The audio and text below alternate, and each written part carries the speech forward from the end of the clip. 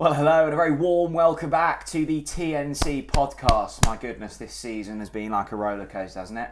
We've missed a couple of weeks. Thank goodness we didn't have to sit here and discuss draws to Derby and defeats to Preston. We return when things are good. Fair weather fans here on TNC. Chris Reeve, good to see you. I just managed to get rid of those two disappointing results out of my mind. And I mean, you took it to heart so bad, you left the country temporarily. Yeah, I just couldn't handle it. I had to go to Vienna in Austria for a short holiday. Scouting trip or? No, just eating schnitzels and schnitzels apple strudels. That's it. Schnitzels and strudels. Schnitzels and strudels. It sounds like a really kind of hipster front line. Schnitzer the strudel. It's actually the Norwich City front line in after the next couple of years. Yeah. Absolutely. How's things? Yeah, really good, mate. Like, I feel winning a load of awards. I see. I won. A couple. Yeah. Oh, that's good, isn't it? Yeah. Oh, good old Reeve social media, keeping the ship sailing. Yeah. And Reeve social media powers TNC. Reeve social media does power the TNC social. Yeah. Apart from when you throw something up on it, that's absolute carnage. And everyone goes, "Is that Chris?" No, it's definitely not. No. Yeah. So for those of you that don't know, I run a social media management agency. So coaching, consultancy, management. That's what I do when I'm outside of TalkNorwichCity. Absolutely. I think most people think we do this full time. Yeah, they do. And then they're like, why don't you? Rah, rah, rah, rah, rah. Like literally right now, it's like practically 6 a.m. and we're filming. So it would be funny if we did do this full time and only uploaded one podcast every 3 weeks. Yes. We'd be living the most luxurious of lives. But unfortunately, we do have to work. Correct. On the side. Yeah. I tell you what is fun. Talking about Norwich City winning football matches. Hang on, just quickly. Just thank you for saying congrats. I didn't say thank you. Thank you. I appreciate that. It's very kind of you to be nice to me. And that's the niceties out of the way. We can be horrible to each other now. Norwich City, when they play at home, they either lose or they score 4 goals. Yes. Thankfully, this was one of the games where Norwich City scored 4 goals. Yes, thank God. And to be fair and to be clear, I do not want to go back to those 2 games, which everyone knows what I'm referencing. Let's just move forwards now because it was a brilliant way to not just get a win, get a result, but actually the performance was excellent as well. And I think actually there was pressure on the lads, and rightly so, by the way. And I think they delivered it. The result and the performance was brilliant. And that game, Jack, I mean, it could have easily been 6-1, 7-1. Well, Johannes came out afterwards. You would have thought we'd have just lost. He was fuming. Yeah, but do you know what? I was with Johannes. I was with Johannes. I mean, I think I've prepped it on your notes. There's a stat from George Massey. Good old George Massey. Hello, George. He says something around we've missed all 4 of our big chances in that game. I mean, Norwich should have been out of sight within 7 minutes. Norwich City should have definitely scored more than 4. I mean, Nunez 1-on-1, dragged it wide. Yeah. Fischer he had to take that first time, didn't he? Fischer had a half-decent chance. Yes, blazed over. Miss of the season. Oh, mate, yeah, that was a stinker, wasn't it? I love Oscar, but that was a stinker, Oscar. We rarely use the XG metric, but we will use it here. Come on. An XG of 0.96. Was it? That chance. Really? I mean, it was literally, you mean, difficult to miss that one. But he did a fantastic job of missing it. So well done, Oscar. I like that from Oscar, though. A compassionate fella. He's going, I don't want to, they're dead. We don't want to keep... What's that meme? Stop, they're already dead. Yeah. What is that? I think that's The Simpsons. Is it The Simpsons? I don't know. Stop, they're already dead. Anyway. That was Oscar. Anyway, let's go back to the start of the game. Yes. Shall we? To be fair, Jack, throughout all of that, for at least 85 minutes of that game, we played some really nice, free-flowing Hoffball. Yeah. And there was quite a few reasons as to why that was the case. I think the one that I'd highlight immediately is a thought that both of our fullbacks, Lucian Movo and Kellen Fischer, high up the pitch, really quite attached to the line and bombing up the line, getting some really good crosses into the box. Excellent work, lads. I think the midfield were existent, and actually I think we need to remember that, because we have to remember when Kenny McLean doesn't play for Norwich City, that's true. The Norwich City midfield tends to not really be existent. And I think that might come across as harsh, but that's what it has been. And fair play to those lads in there that did a job really kind of connecting the midfield to the front line.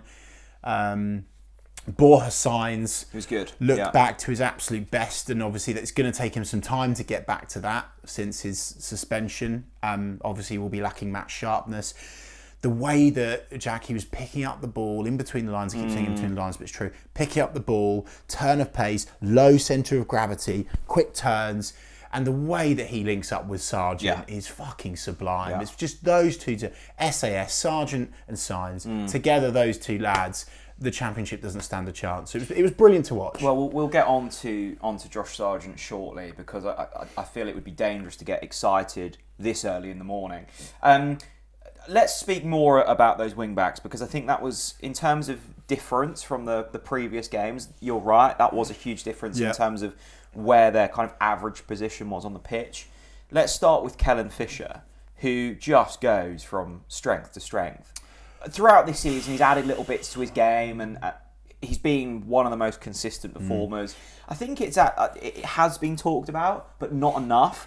The fact that he's just like dislodged Jack Stacey, really capable Championship right back, and gone, no, this is my place, and made it really difficult for Jack. That's a huge thing to do. Yes, has come in, and I thought his performance on... I'm still having his performance away at Watford as the best.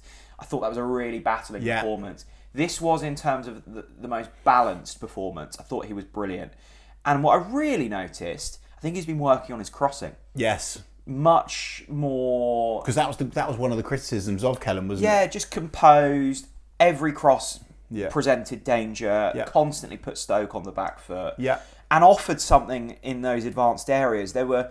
The biggest frustration against Derby and Preston, and they're not the only two performances this season, is we've just looked stodgy, and we've got into the final third, and it's like, oh, what's the option? Actually, with Movo and Fischer, you've got width, you've got ability to find passes in that final third, and actually the Nunes chance after 3 minutes comes because we've overloaded that right side. Yes.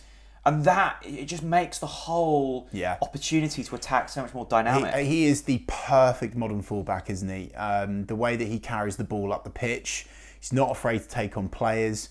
But and we talk about this a lot, and it's the unsexy stuff. You know, like all of that stuff is sexy, isn't it? Oh, he carries the ball. He's a modern fullback. You know, he's got the vision. He's now got adding crossing to his game. I know it's one game, but he's adding crossing to his game. He's still so young, but it's the unsexy, old school stuff that, for me, makes him just such a brilliant player. I'll say one thing now. I'm taking it up a notch with Kellen. Oh no, go on. That player, that boy, and he is a boy. He's going to play for England. Is he? Why are you laughing? Is he? Why are you laughing? Oh, good. No, don't laugh. We've done this pod... No. Why have you just laughed at that? Because we've got a cursed record for saying that players are going to play. Ryan Bennett. No, you said that. I didn't. Johnny Howson. You said that. I didn't. So I better not say that Kellen Fischer's going to play for England. By the way, don't bring up Johnny Howson on this bloody podcast. No, seriously, I think Kellen Fischer's going to play for England. I just think age, versatility, both feet, crossing, potentially coming into his game now, can tackle. And very marketable with his cool socks. Cool socks and Skechers.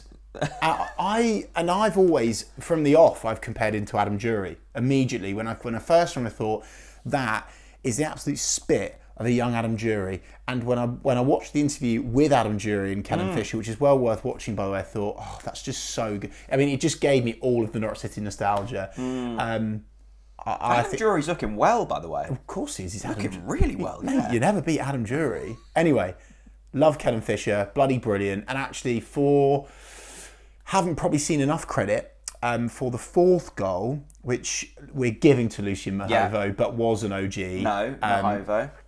But Kellen Fischer makes that. He cuts across the pitch, he opens up the space, feeds it across, literally from one full back to the other. It kind of almost reminded me of a bit of sort of Jamal Lewis and Maxi Aarons versus Leicester back in the day. Bloody brilliant. You two boys were excellent. Let's talk about Movo as well, because if we're giving... not enough has been said about Lucian Movo just coming in and making that left back position his own. We've signed Ben Crescene, who I actually think for the most part of the season been pretty good. Callum Doyle can play at left back. I know he wasn't available this weekend, but that wouldn't have made any difference. And in comes Movo. Yeah. Oh, this is my slot. And again, it's really nice with these young players because they're coming in raw, and you're just seeing little nuggets being added here and there. Yeah. It's like seeing a Tamagotchi grow up. You're feeding it, you're making John, it, you're sleeping it. Hang on. You know? Yellow card. Tamagotchis. Yeah. Yellow card. And you're just going, these little Tamagotchis are becoming their own monsters. Bloody gotchis. Oh my God. They're just coming into their own. No, I get the analogy. It was a shocker, but I get the analogy. Lucian Movo is taken to this Norwich City side like a duck to water. So you're going to say that he's going to play for his international team? No, not yet. No? Okay. No, not yet. Okay. Because I'm sensible. Lucian Movo is simply majestic, and we compared him to. We gave him the title of the Norfolk Cafu, the new Norfolk Cafu, but he's not from Norfolk, is he? So we'll have to make a new one. Cafu was on the right side, but yeah, so nothing to do with the Norfolk Cafu. Marcelo, was he on that side? Yeah. All right, fine. I love his size and stature. I just for a young kid, the thing is, which works for Kellen is they try it with Kellen, and he's a pit bull terrier, and he just rips you apart. With Lucian, I think you can't even go there because you just look at him and go, oh shit, he's a big lump. I love that. I always think Movo's got these traits. The really good defenders, I think it's really notable with a man that Norwich City nearly signed, Virgil van Dijk. When you watch Virgil van Dijk, it never looks like he's trying. Are you comparing him to Virgil van Dijk? No, I'm just saying he's got similar traits. Virgil van Dijk never looks like he's trying. You've he just like compared him to strolls around and a little tackle here, a little header there. Movo, calm, composed, always in the right position. Yes. Never has to sprint. Never has to jump in for a tackle. That is just there. Yeah. Do you know what? You got there eventually. This is what I was going to say. It's his calmness. And sometimes with defenders, they're quite erratic, aren't they? Yeah. They make stupid decisions. With Lucian, he seems so chilled, so calm. And I think for a young defender that's having championship wingers run at them for 90 minutes every week, it's brilliant. Lucian Movo, take a bow, my man. Keep going. The other. Let's move forwards. Yes. Up the pitch. The midfield has been the sticking point all of this season. Injuries, suspensions. What are we up to? About 15 different combinations now. So many, it's been utterly ridiculous. Yep. Nunes has missed loads of the season. Yep. So has McLean. Yep. The list goes on. It was Slimane, it was Marcelino Nunes, and it was Jacob Sorensen. And actually, I think all of this, we need a slight pinch of Stoke were pretty shit. I think we need to. Well done. I think we do need to Well season done. it with a little bit Well of that. done. Well done. Well so done. let's not get too carried away. We will get carried away, but let's just take it. Let's pretend we're not getting carried take away. It with that. I thought it was a really good performance from all of those. I think Marcelino Nunes has missed, I want to say 13 games this season. Yeah, long. I think if Marcelino Nunes had been available for even, let's say, 5 more games this season, Norwich would be in the top 6. He's a bit, and I know he's missed an absolute sitter, but we'll forget about that because it was early on in the game we still won. His ability to just orchestrate tempo, and I know that sounds a little bit fluffy. No. He can I'm go with you on short, that. he can go long, he can slow it down, he can speed it up. Yes. And actually, and he can find a pass. He can find a pass. And for the first goal, Dobbin. Dobbin. Again, we'll get onto him in a moment. Okay. But the point is, Marcelino Nunes, he's got a match-winning move in him all the time, hasn't he? And actually, that 3, I thought Slimane was slightly off it. Yep. Slimane is this. I love Slimane. I'm still not convinced he's 23, but we'll put that aside. Yep. What I will say, just to remind you, you said that he was going to be our player of the season. Yeah, no, still a long way to go. Just thought I'd remind you. Slimane has an ability to occasionally run and look like he's going to fall over. Okay. But sometimes his legs just get slightly ahead of him, and he looks slightly off balance. Okay. I kind of like that. I don't think he's fully fit yet. I don't think he was correct, Jack. But what I will say, the other midfielder, Jacob Sorensen, who's sniffing around for a new contract. There was lots of talk about that in the week. He looked solid. He's got an ability to just do the simple things pretty well. Okay. I thought he's come in, Watford away, did a good job. Come in here. Yeah. And actually, we forget, he's still young. He's 26 years old. Sorensen is younger than me. Who's aged worse?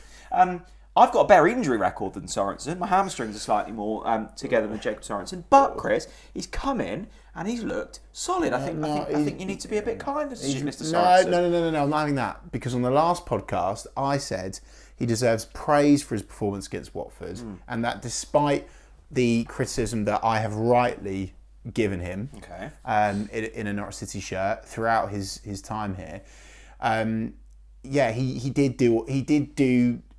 did well against Watford. He did all right. Yeah. There was one. Yeah. Mate, I'm trying here. Do you know? Just sometimes let's just cut to the chase. No. Okay, right. Let's cut to the chase. Would you get a new contract? No. No.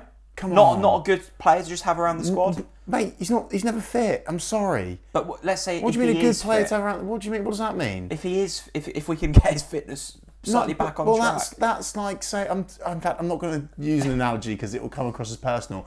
I'm trying to not be harsh, but he is not at the level we need to progress as a football club. Obviously, because he's never fit. I'm sorry. Now, he was rightly praised for his performance against Stoke.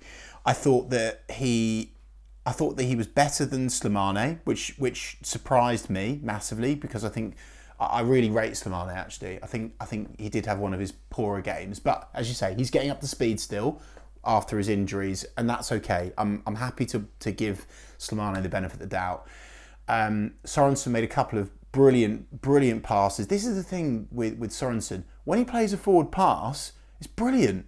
He just never fucking plays it. Sideways Sorensen. It's true. I'm sorry, it's true. Yeah. So there was one ball where I thought, amazing. Chip through ball out to the left-hand side into the snake pit. I forgot who it was to. Anyway, it's brilliant. But then there was a couple of moments in the first half. And you're trying not to laugh. You look behind. I was steaming. I was so angry. Like, he's got himself into brilliant positions, and all he has to do is play a simple 6-yard pass, and he can't make it. What I would say... But he does deserve praise. Look, he's come for his in last and two games. And he's done a job. He does deserve praise for that. The pleasing thing for me, and this is Sorensen included, but a wider picture, and actually just having players back, the ability to, on 65, 70 minutes, make 2 changes or 1 change, whatever it was, and have the ability to bring on Wright and Schwartau, both capable players at this level. 2 weeks ago, we were either having to run Nunez into the ground and get him injured again, or bring on, a youth player. It was the perfect game to come across a bit of a shite team, because it just meant that Sorensen and Slimane could have a game where it was a game. Do you know what I mean? And you're missing McLean. Nunez went off after I think 65, 69 minutes or something like that. Borja's still getting up to speed, etc. As you say, I think. Well, it's a talking point for sure, Jack. I think Oscar Schwartau and Marcondes. Oh, fucking hell, we haven't spoken about that. We've missed Marcondes as well, haven't we? What about him? Well, he's a starter, isn't he? Marcondes is a starter. Well, when he's fit, yeah. And McLean is a starter. Yeah. So the fact that we managed to do what we did with those two boys in the middle of the park that aren't quite where they need to be, both in terms of their injury and their general abilities, I think it was good. We've touched on Borja science. It's time to get excited now. Let's get overly excited about 2 players that I'm really loving watching at the moment. Come on. Let's start with one of my favourite Norwich City players at the moment, Lewis Dobbin. I thought you were going to say Josh Sargent. Well, I mean, that's a given. We'll get on to that. We'll get on to him as well. Lewis Dobbin. I love this guy. Dobby. And I'll tell you why I love him even more. Completely written off by his previous club. Oh, God. We hate him. Yeah. Oh, well done. Oh, thanks so much for taking him off our hands. These are the signings that always work for Norwich. When we sign a player that's highly rated by their previous club, game over. Yeah. Stephen Naismith comes to mind, right? Yes. When we sign a player that's completely chalked off by their previous club, Timu Pukki. Yeah. Lewis Dobbin. Yeah. Okay. Hello, welcome to the party, Lewis. George Long. Yeah. We'll move on. Has saved a penalty for Norwich City this season, of course. Lewis Dobbin, quality. So, Lewis Dobbin is at such a high level for a player that has come in, as you say, under a bit of a grey cloud from his club that he was at in West Brom. West Brom fans, you're idiots, I tell you. You just weren't playing him in the right system. I've just had a thought. Come on. I've just had a thought. I know what you're going to say. No, let me say it. We meet West Brom in the playoff final and Lewis Dobbin scores the winner. I knew you were going to say that. God, that would get me going. Yeah. Right, okay. Lewis Dobbin, he is electric. He's so fast. He can use both feet. Although I think he is better on the left, I think he can absolutely play on the right. The way he cuts in on both sides is absolutely excellent. For the first goal, yes, of course, it's all about that Marcelino Nunes through ball. Of course it is. He's got a lot to do. Yes. There's still a lot of pitch ahead of him. And he carries the ball and he just takes a couple of touches, just calms it down. Doesn't, again, not erratic, doesn't blaze it over.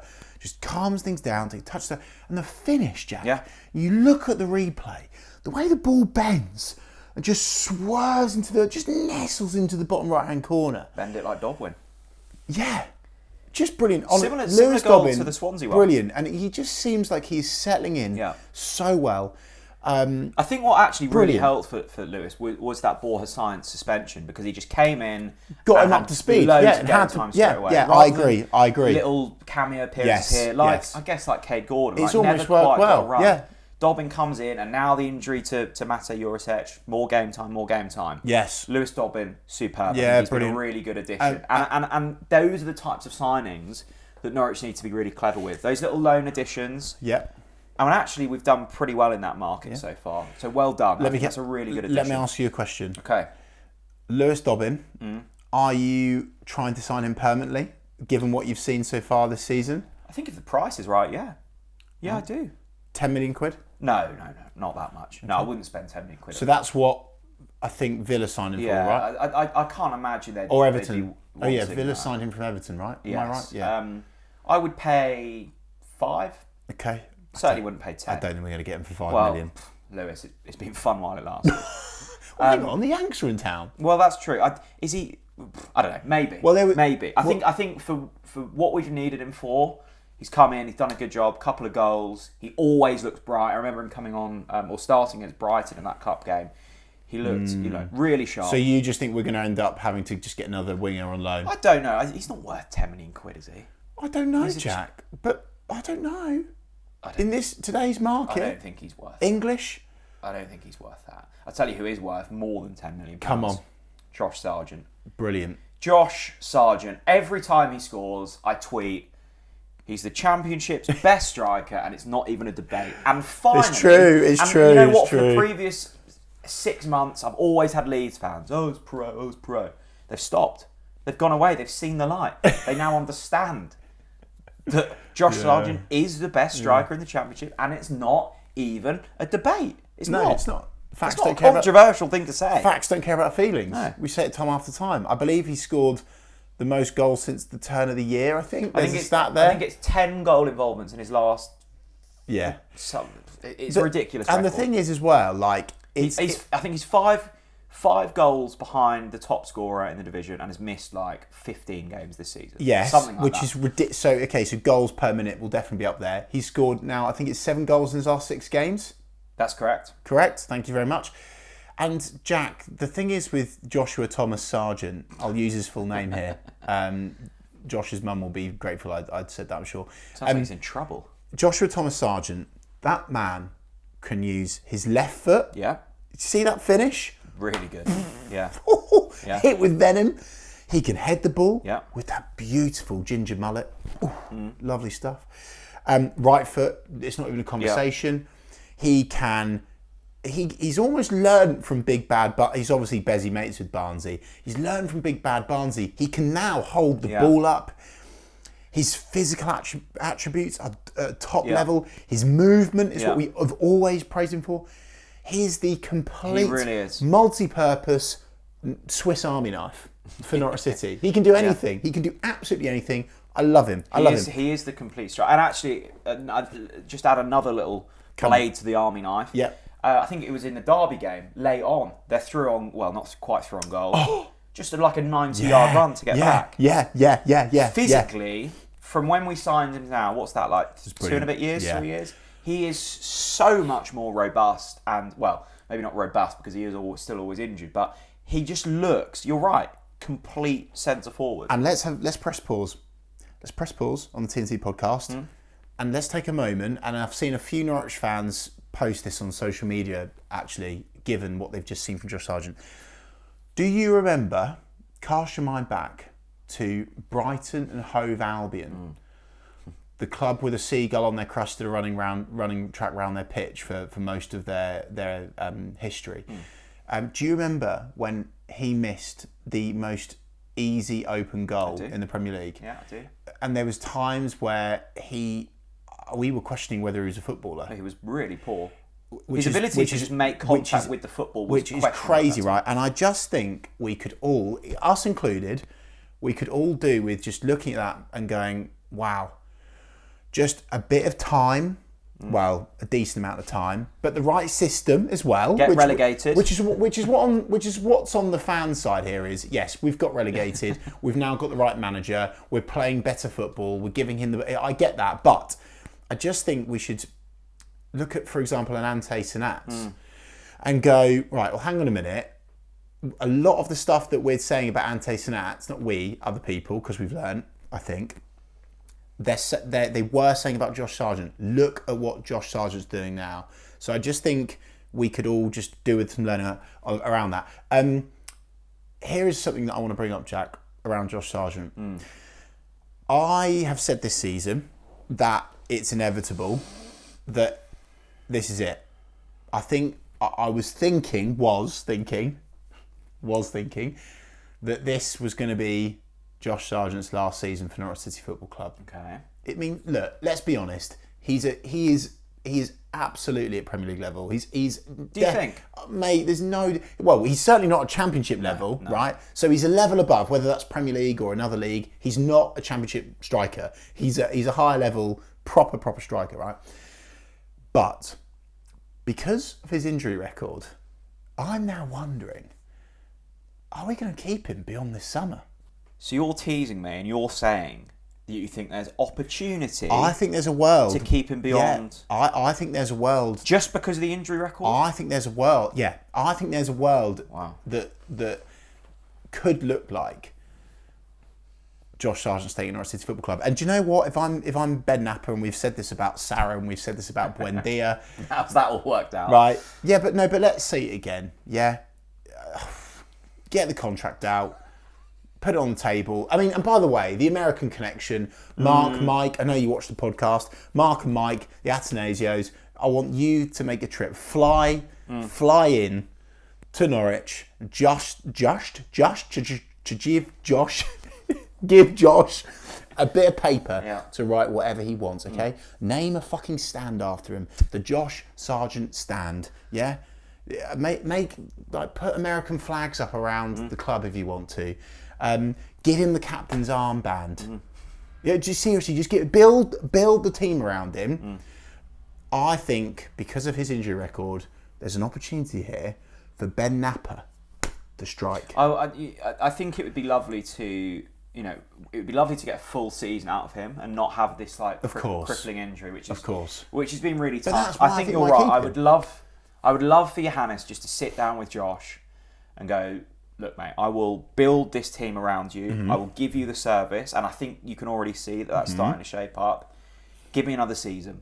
If after this season we're still not promoted, fair. You've got my wishes. The Emi Buendia special. Go on. Give me one more chance. This is different to Wagner. This is Johannes. This is Ben Napper. I would like to think that Josh is already starting to see that there's additions being made that are helping him out. Yes. Give me one more season. We'll try and keep you fit. We'll be clever with your workload. And then if it doesn't work, see you later. Okay, the other side of this coin is when Borja goes and Marcelino Nunes goes. I don't think both of those. I think Science probably definitely goes. I don't think Nunes goes this summer. Okay. And let's say even if they do, we are trying to create a system. But if both those players go, no, of course. Surely Sargent would be thinking. But I think if Science goes, I don't think. I mean, Josh will obviously be disappointed. Dobbin and Jurisic. Dobbin's on loan. Well, let's sign him. Sign him with the Science money. I'm just saying. I think we're creating a system Yes, of course, if those players leave, it would be massive. I don't think all three of those go. Look, let us know. Do you think there is actually a chance that we might keep Josh Sargent beyond this summer? Let us know. I think the other discussion is around who realistically signs him. My worry is, and it's a constant worry, I know, Leeds. That's the very obvious one. And Farke goes, 20 million quid. Oh, mate, well, he'll have to spend more than 20 million. Whatever it is, I just want him in my team because, he suits that Farke system. So that's a concern. Yeah. Maybe that's the main back concern. To America, MLS, I don't know. I don't maybe think back to Germany. Well, look, there was realistically, let's take Premier League teams. I don't think there's too many that would sign him. I think it's out there, Jack. That I'm sure it's out there, but if not, it's about to be out there. I'm sure it's out there that there was not only interest but concrete offers for Josh in January from the MLS, right? But they couldn't get to the level that Norwich City required. And that's the good thing. And that's 20. And it was under 25 million, right? Well, this is the good thing. If that is the case, and I'm sure there was interest, couple of good reasons here. Josh is still very happy at Norwich City, so that's not swayed him. He's got a young family here, and I think he likes Norwich. And the other reason is Norwich don't have to sell. We're in a different situation now. True. So if they go, got a year left, he's worth 30 million quid. Yeah. And if no one comes in at that, Josh Sargent's our player. Yeah. And Josh, I would say there is a 70% chance that we keep him. 70%, that high. If Leeds go up, I think we're screwed. Well, they do. They definitely. Yeah, so I think we might be screwed because Farke was the one that deserves credit for Sargent, a lot of the credit, because he really pushed through on Sargent. And from what I understand about the signing process of Sargent is that actually a number of scouts had warned Norwich City about Josh Sargent's injury record. And Farke went, no, I don't care. I want Josh Sargent. He was offered to Norwich City earlier in that window for much cheaper than we got him, and we said, and at the time, it was with the scouts, which was, no, I'm sorry, but the injury record is not quite right for us. And then it got to the end of the window, we ended up paying way more for him. Farke insisted, so Daniel Farke deserves a lot of credit for Josh Sargent, that's for sure. Well, if he wants to pay more than he's worth, this is my point. I think it'll be tough to. I think it will be tough to turn that down. Josh Sargent, unbelievable performance. If he would have been fit throughout the season, we'd definitely be top six. Yes. Definitely the Championship's best striker. His game has developed so much. Yes. Both goals brilliant at the weekend. Enjoy him whilst he's here. Love watching him. And if you've watched up to this point of the TNC podcast, hashtag of the podcast this week is hashtag Sargent's on fire. I want to see it all over X, all over Instagram. And, as we always like to say, let's see a little picture of your screen, right? Take a picture of where you're watching the Talk Norwich City podcast, Jack. Beaches, nightclubs, work, on the toilet if you like. Take a picture of where you're watching Talk Norwich City. Use the hashtag Sargent's on fire, and I'll share all of them as a thanks for your support. Anyone's ever watched the pod in a nightclub? Oh God, yeah. Do you think? XP of the week? XP of the week. Well, I was surprised with this actually. We just need to remind people, as always, we just need a little reminder. Expected passion is the new Talk Norwich City football analytical term. Yeah. Is that a word? You could make it a word. XP of the week has to be Johannes. Johannes' fist pump. Yeah. Doesn't it? No. Surprised it came out again, because we've seen it once this season. We saw it at Watford.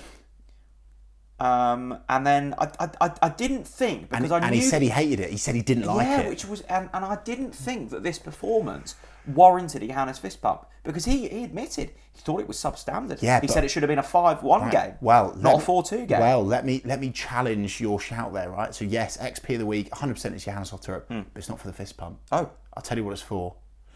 After the fist bump. So you know when a manager goes up to the crowd, normally it's a, hey. There's always three. Yeah. There's always three, right? He's not used to that, okay? He's come from Denmark. He doesn't quite understand, right? So it's not the one fist pump that got me going. It was the and the turnaround. And for those audio listeners right now, I've just swiped my hands across my face because it was the one. And it was like no more. It doesn't deserve more than one fist pump. Yeah. I love that passion. Turn around and no, I'm not giving you more. God, I quite liked it. And he was next to Nunez, who went for more than one. Yeah. And he said to Nunez, no, don't give them more than one. Yeah, but good. That's enough. For me, That was what excited me the most about that Johannes Thorup moment. Not the fist pump. It was no, it doesn't deserve more. Let's go again. Let's go and beat Blackburn. I'm so behind Johannes. I absolutely love him. Let's see if the Norwich City fans love Johannes as well. Let's get on to some Twitter questions. X questions. Let's start with a statement from the Anthem Kitchen. A happy birthday wish. They say, happy 60th birthday to Pete the Kitman. Oh, yeah.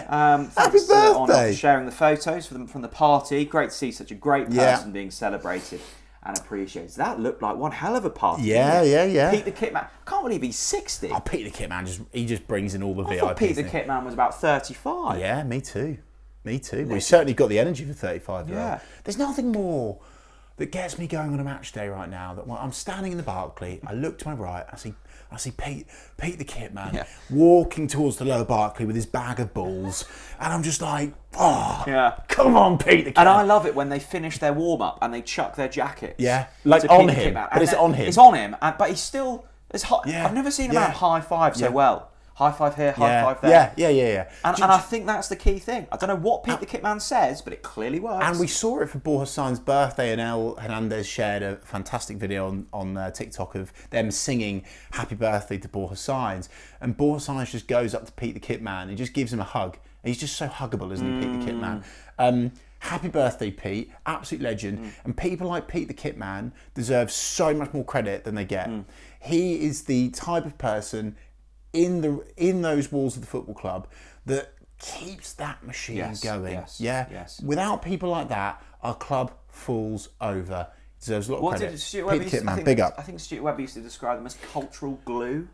That person that just as you say, keeps things ticking. I agree. All the players love him. I agree. Keeps the changing room, good vibes. Well done, Pete the Kitman. Oscar says statement, Blackburn away is massive. We have to win this. It's like a 6-pointer type of game. With Brom away at Leeds as well, we could see ourselves on the brink of playoffs with a couple of winnable back-to-back home games after this. He feels big.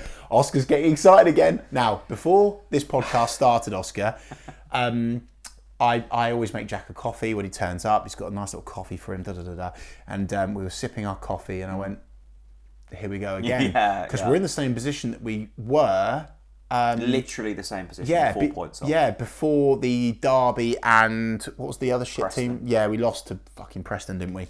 Oh, God. Anyway, and now, same position. We go away to Blackburn. They've just lost their gaffer. They're above us. I like the fact that we lost 3-0. I love the fact that we can claw some ground. I'm so excited about this. But I have to admit, even me, wanting to see things sunny side up, optimistic, positive thinking, etc. But I'm looking at this and going, managerless, currently, away from home, just off the back of a 3-0 win, and I'm thinking... 3-0 defeat. Guys, it smells funny, this one. Well, I hope I'm wrong. I think the reason we feel like that is nothing to do with Blackburn. It's all to do with the amount of times we've got ourselves literally 4 points off the playoffs this season. Literally touching his hat. Found a way to screw things up. Yeah. I mean, we've just come through that week of Derby, Preston, Hull, didn't win a single game. If we'd have seen out the Derby game and beat Preston, we would be in the playoffs right now. Yes. We just find a way to get ourselves really close and then backpedal. What I would say about this game is, hopefully, barring like training ground disaster this week, we do have we go to battle with some ammo this time, which is nice. I think we're learning a lot about our performances. I think we've got those really shifty performances that we saw against Derby and Preston out of the way. I think we've learned from that. What I would say about Norwich, and Connor Southwell made the point post-match, our ceiling is super high. Probably up there with like a Leeds in terms of like when we are on it, we blow teams away. Yeah. We are scintillating to watch. We've seen it multiple times this season with the amount of times we score lots of goals. Yeah. Our floor is incredibly low, and it is lower than Coventry and Bristol City and Blackburn, who we are now competing with for 5th and 6th. We need to go to Blackburn and just not throw in a stinker. I think if we throw in a 7 out of 10, we win the game. Yeah, I agree. Blackburn have been good this season. Todd Cantwell, obviously doing good things there. They have just lost their manager to Derby County, which feels incredibly strange. This is a big opportunity. And Yes, it you is. can't keep having these opportunities and blowing Not it. taking them. It does feel as if it's now or never, because if Blackburn beat us, because we're now, then 7 points and games are running out. It's now crunch time. It does feel like it's now or never. Yeah, no, We've had our I agree. opportunities, we've blown our opportunities. Let's go to Blackburn, much like we did against Watford, throw in a gritty performance, let's find 3 points, and then let's reevaluate. This is a big game for Norwich City, a really big game. Couldn't be more with you. Chris Ellis, his statement, Norwich need to pay whatever Sarge wants and tie him down to a new and improved long-term contract to try and replace him would be an absolute fortune. Yes. And that's the other thing about this Josh Sargent conversation of, can we keep him beyond this summer, Jack, etc. But Chris Ellis has got a good point there, actually. It's not even just losing him, it's replacing him. And getting a striker at his level, it's just going to be so difficult, isn't it? Well, bang on. And it takes time to get, even if we were to find a brilliant striker for an amount of money that we could afford, it takes time to get them up and running. We've seen it with Cianats, we'll see it with Eurosets. Good players, I believe that they are both really brilliant, but it takes a long while. We saw it with Sarge. It's taken over 18 months to get going. So, I think in terms of building a side around a player, keeping Sargent is absolute top priority this summer. I want to kind of talk about the midfield mix, Jack, actually now, because I've got a couple of questions / statements we're going to combine, actually. One from Aaron Fletcher. Hello, Aaron. The other one from Sam Love. Hello, Sam. What a name. We always contact Sam Love. Aaron says, thought Sorensen was poor, spraying long balls out of play constantly. He also then talks about Borja having a scuffle with the number 8 that only for us to score 15 seconds later was gold. As soon as the ball hit the net, Borja ran straight to him to celebrate. Then Sam Love says, statement, Jacob Wright had his best few minutes in the City shirt yesterday. He's getting noticeably better with every minute of game time. I think, Jack, really this just opens up a conversation around this midfield mixture. Yeah.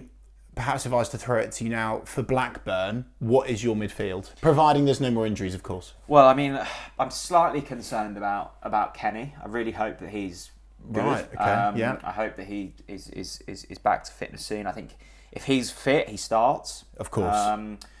Nunez, obviously, first name on the team sheet. And then I guess you've got a discussion around Slimane, Wright, Schwartau, Sorensen. I think they're probably all in a similar bucket. Slightly different players, but if McLean's fit, it's McLean and Nunez. So then you're discussing the third. I think it's Slimane for me. Okay. I still don't think he's fully fit. I like the look of Jacob Wright. I think he's slightly deeper. Maybe he does start against the Blackburn, maybe away from home. That's where I'm landing. I like Wright. I think he's got a real good technical ability. And I've seen a couple of statements in here actually about Sorensen. Like Ryan says, releasing Sorensen in the summer would be a mistake. He's been out with injuries, of course, but when he's available, and he's happy to take a back seat in the squad and play when he's needed. A solid utility player, still only 26. He's not. Hang on, who's that? Sorry, Ryan, I'm really respecting. Thanks for getting in touch, Ryan. You can't call a player that's basically permanently injured a solid utility. Yeah, but if my auntie had balls, she'd be my uncle. You can't call him a solid utility player when he's never fit. I'm sorry, and I'm sorry about that, but it's just the truth. And I guess when you've got a Wright and a Schwartau, you do suddenly have options. Gabe Forsyth will be hopefully returning soon as well. So, I think this is a really nice conversation to be having. It's a good problem to have. What midfielder do we start? We've got a lot of good options. Three, and I think they've probably played like twice together this season. Yeah. Slimane, Nunez, McLean. Okay. I think. Maybe right. And you know, it's going to be really interesting, obviously, seeing Slimane not quite up to speed against Stoke. Maybe they won't start him against Blackburn. Maybe they'll choose to rest him. Yeah. And maybe he'll come on as a sub. Who knows? There's something that I want to bring up. I don't think we've given any airtime to this yet, Jack, which shows that we're feeling positive. Peanut 96 has got in touch saying, question, what do we do with Duffy at the end of the season? Besides yesterday, where he struggled, he has improved massively this season, but obviously not a Johannes Thorup style player. Do you think we can get away with continuing to play him? Without him, we do lack experience at the back. I think that's a really sensible question, actually. I think that I agree with a lot of that, and certainly the sentiment behind it. Obviously, Duffy makes 2, if not 3, big mistakes in that Stoke game. We can't avoid that. We have to talk about it, unfortunately. Johannes is furious about it. it does open up, Jack, a conversation which I'm going to go to you on around, is this at the point now where Duffy's played so many games this season, almost unexpectedly, because at the start of the season you would have thought, oh yeah, blimey, with Callum Doyle, Jose Cordoba, it's going to be tough for him to get in.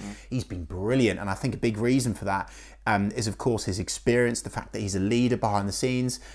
He really kind of controls and keeps this defence kind of in shape. But are we getting to the point now where he's made a couple of big mistakes against Stoke that have led to goals? Is this the time that we look to rotate things? I think I'm meeting this question with. I've been really impressed with Duffy this season. Me too. And I think he's brilliant. I'm really pleased that he's clearly tried to change his game, and he's tried. Duffy isn't, I don't think, a Johannes centre back, but there's a reason why he's played pretty much every game this season. I remember after the Luton game, he was interviewed and he's just said how much he's enjoying this season. He's enjoying working on Johannes. I've been really impressed with Duffy. Me too. He's really kind of, my opinion has changed on him.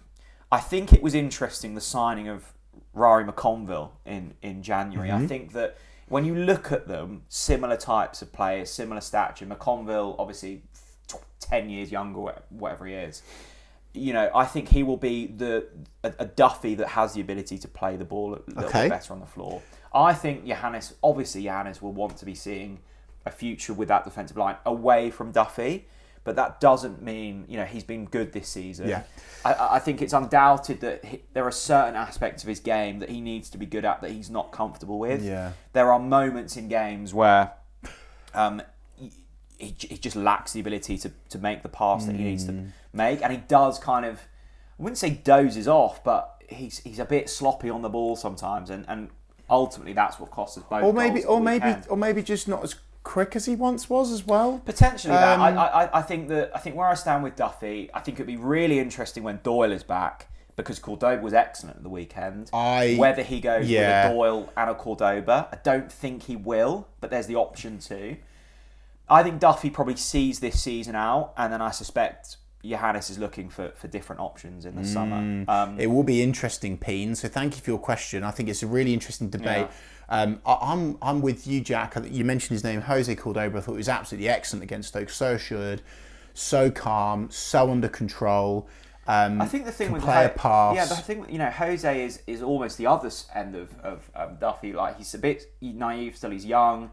He has made mistakes this season. I'm thinking Sunderland away, yeah. True. So look, what I would say, centre backs in a Johannes system have an incredibly difficult job. They are expected to do a lot. They're expected to be good in the air, physical, good ball players, can progress play. You've got to be a bloody good player to fit in that system. And actually, for 95% of this season, Duffy's done well at that. I think that's the kind of the main point that I'm so pleased that you're aligned with me on that, Jack. For once, you're aligned with me. Duffy's been excellent this season. Yes, a couple of clangers against Stoke. I'm not having this, it was a foul for Stoke's goal. He just didn't get out there. Yes, of course, he kicked him, but he only kicks him because he doesn't get it out of his feet quick enough. But Duffy has been absolutely bloody brilliant for the majority of this season. He deserves so much credit. I think he's really taken that leader title and made it his own. Well, especially whilst Kenny's been out for a lot of it, Sargent's been out for a lot of it, who a lot of the lads, despite the fact he's younger, they all cite Sargent as one of the leaders, don't they? So, look, Duffy, couple of mistakes, and so it's going to be really interesting to see what Johannes Thorup. I've got a funny feeling he'll give Duffy the benefit of the doubt, and he'll be playing against Blackburn, of course, a former club that hate him. Be playing against Blackburn, so that will be interesting. Well, Harley says #Colossal Cordoba. What a player, so glad to see him in the team. Calm on the ball, knocked a Stoke striker about, and is rapid in recovery. Prefer it when he's in the team. Look, physically, he's immense. Who said that again? Harley, brilliant point. I think it's his pace that's impressing me the most. Physically impressive. And what was really impressive about that Stoke performance is, don't forget, he's barely played any football recently. No, I think I saw Chris Gorham. I think he's played 46 minutes since he got sent off against Sunderland. Really? And he is a colossal, and he is a big boy, and I can't believe he is the age he is, which excites me massively.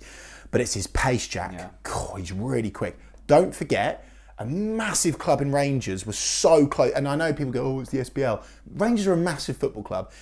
We're so close to signing Jose, and we managed to get him from Rangers, right? So it's a quality signing.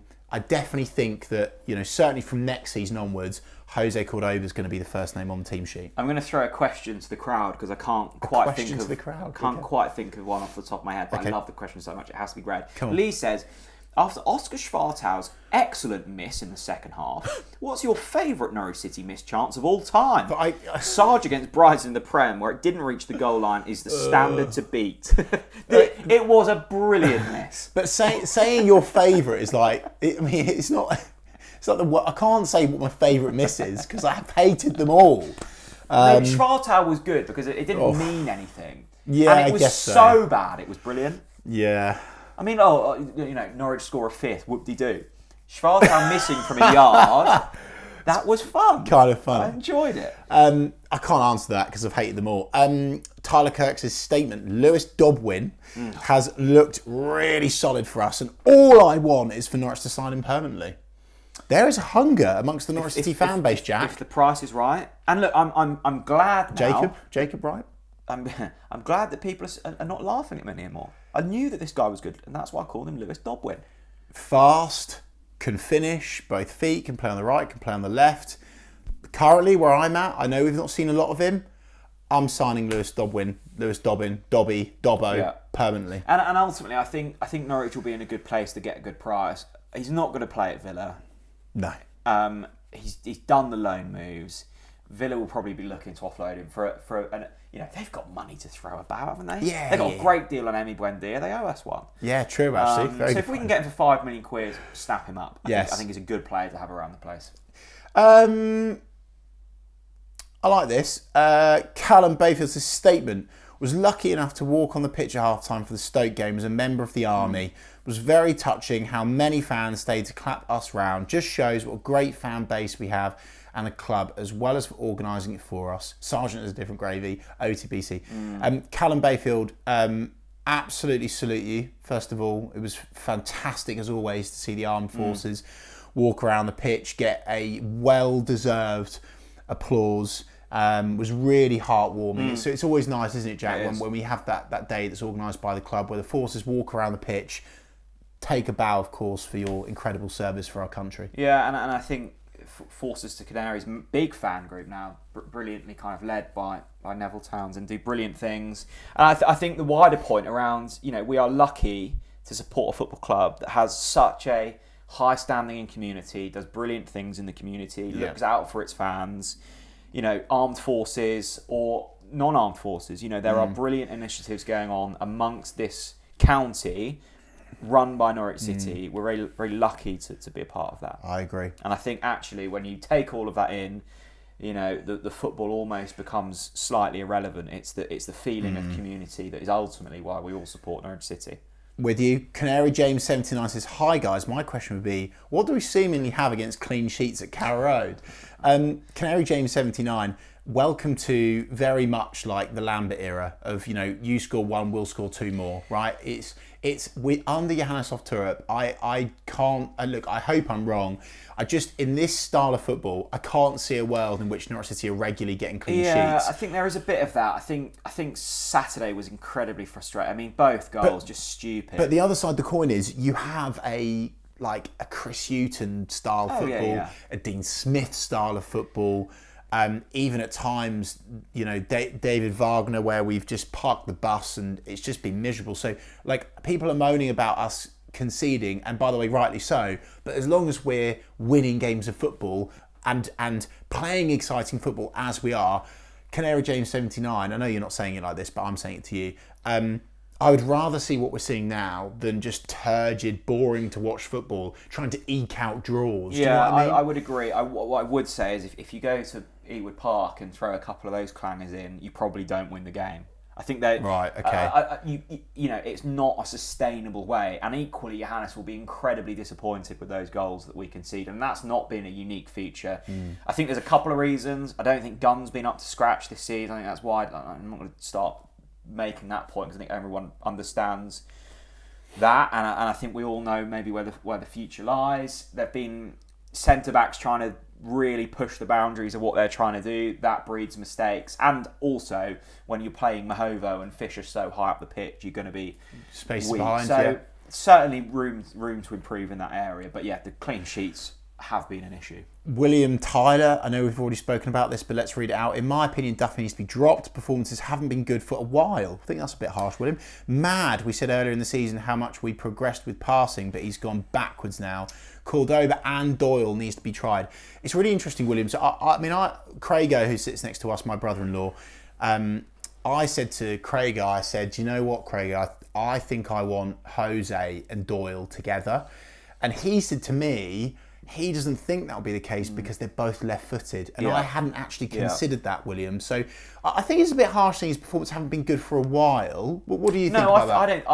I think the disappointing thing for Duffy's been most of the mistakes he's made has led to a goal. Yes, he's almost like... It's just happened to be that way. I think the Duffy stuff has been overhyped. I think he's actually been pretty good. He's been really good for most of the season. Absolutely. I think for that reason, and also just a little bit of inexperience, I don't think we'll see Doyle and Cordoba together. We might in a game at Carrow Road when maybe we've already secured top 6. There's not much to play for. But Duffy makes obviously definitely 2 mistakes against Stoke. He'll know that. I think, and I hope that he'll put it right away against Blackburn should Johannes start him. David Jeffrey says Fischer looks and plays like a school bully. The small lad in the playground that goes around kicking people. Wouldn't surprise me if he takes Sarge's lunch money every day at Colney just for being ginger. David Jeffries, I mean, that's a statement, isn't it? I think Kellen's the opposite. Kellen, because he's a bit small and he looks young, he's the one that's being kicked about a bit. You always hear it's a classic story of like, the really good footballers are the ones that have had like older brothers or whatever, have just had lumps kicked out of them. They've just had to learn to... Yeah. Kellen strikes me as that. He's been kicked so much as a kid. He seemingly doesn't feel pain. Yeah. And he's just got an ability to just mix it with the big boys. I'm fortunate enough to have had various conversations with Kellen. Has he bullied you? No, he hasn't bullied me yet. He is, first of all, he is such a nice guy. He is just such a nice bloke, honestly. So, like, that perception is incorrect.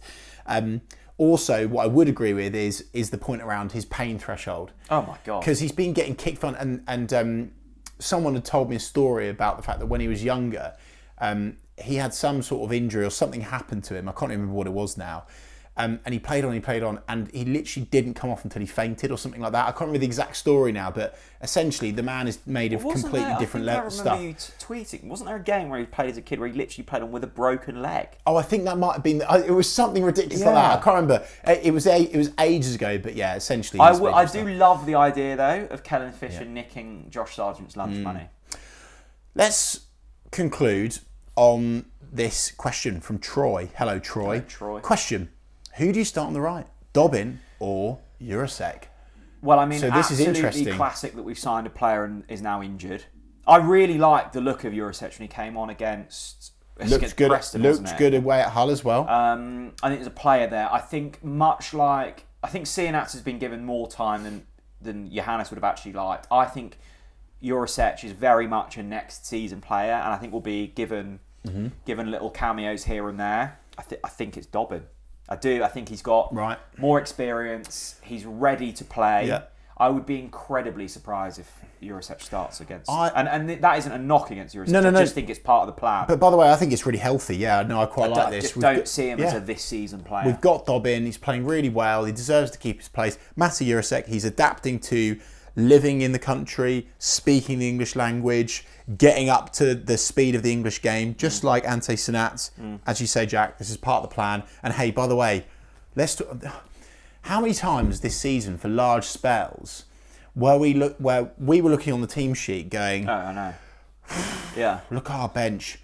It's a horror show, right? There's nothing on the bench that can impact a game of football. And now you've got Lewis Dobbin, right? The board comes up, 69 minutes, and you see Mata Jurasek on the line going like that, pounding the badge, going looking fucking aggressive. Well, and you just think, I'm fucked here. I'm absolutely fucked. I've had Lewis Dobbin running at me, and I've got Mata Jurasek running at me. I am screwed. So it's brilliant. And hasn't been talked about. Onel's back as well. So really good point. Yeah. By the way, who's been really effective off the bench? Let's sprinkle in the bulldozer. Yeah.